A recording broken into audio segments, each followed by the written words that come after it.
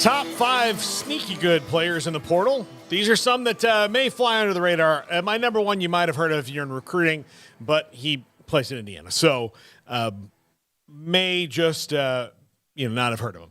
Number 5, Ray Davis from Vandy, 1,000 yards. Their leading rusher this year at Vandy for a 5-7 team. You plug this guy into a team that an offense that's better, and he's a veteran. Obviously, he's a smart guy. He went to Vandy, so this is someone I think who can help you right away. Especially, and this is I believe he might be also a one and done.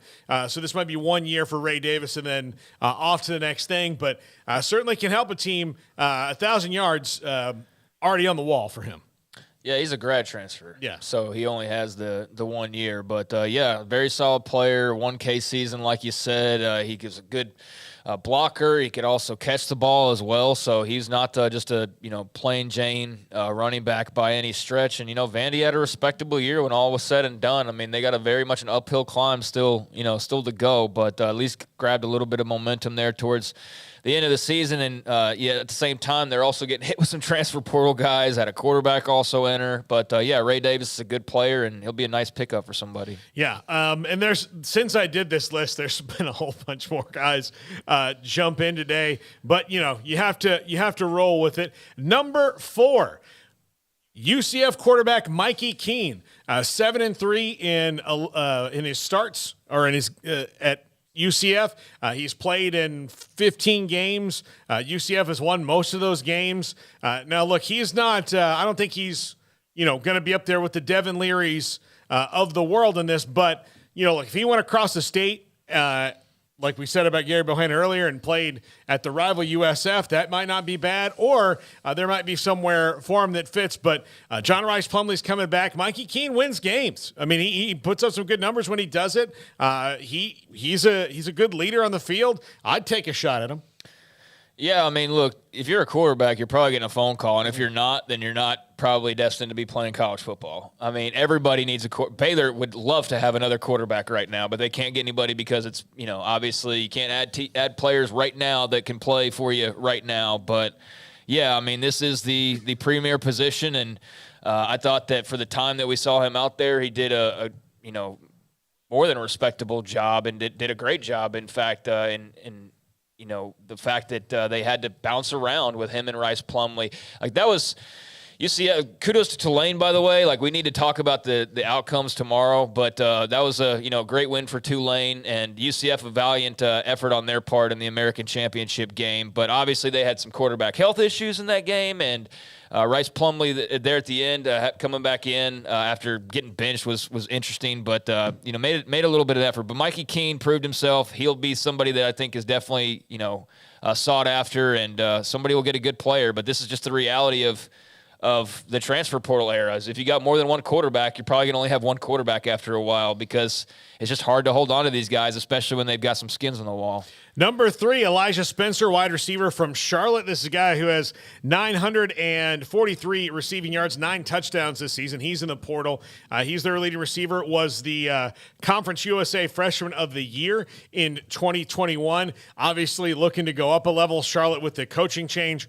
I'm sure that Biff Poggi doesn't want to lose their number 1 receiver, but probably looking to go somewhere. And if you need a wide receiver, and you want somebody who's had some catches and some yards and some experience, I don't know, you could maybe have your offices less than a mile from here. I don't know. But this might be a guy you want to give a call to. Who are you referring to? Elijah Spencer. I'm sorry, Baylor, at wide receiver. Oh, a mile from here. Okay. Yeah. I thought you were talking about a mile from Charlotte. I was like, huh? Yeah. They had another receiver jumped in the portal as well, so I'm not sure if they're, want to plan on playing together to get a little package duo coming out of Charlotte or not. But obviously they've made a coaching change. Biff Poggi's going to, I'm sure, try to keep as much as he can. But this is also reality. If you're not basically 10 schools, then you're always, and even those schools are at risk of losing guys. I mean, even they have to manage the playing time factor. But yeah, we're going to see a lot of players jumping up a level, and Elijah Spencer will be amongst a batch. I saw a lot of SEC interest, or at least rumored interest. Not sure exactly which schools, but it felt like there was some smoke in that direction that he could be SEC bound. Not sure what to put into rumors right at this moment, but yeah, good player. Number 2, Carson Steele, running back from Ball State, 1,554 yards, I believe, this year for Carson Steele. He will get a look. He will get lots of looks somewhere. This is a guy who can tote the rock. And, at Ball State, look, you're probably going to fall, behind a bit of a veil there, and people aren't going to know you all that well. But 1,554 yards at Ball State, somebody that, again, if you need a running back, you can do a lot worse than Carson Steele.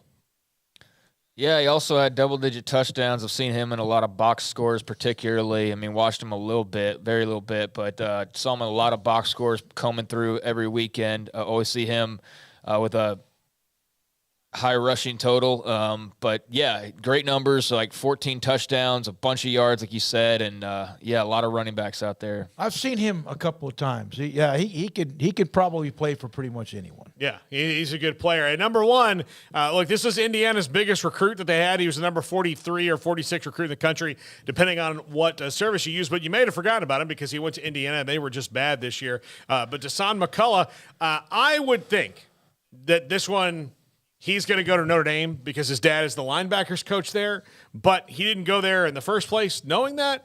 So maybe he will go somewhere else, but not a starter, but 6 tackles for loss or 7 tackles for loss, 4 sacks this year. And he was a freshman, but he played a lot. Really, really good linebacker. He's like 6'4", 225, prototypical build.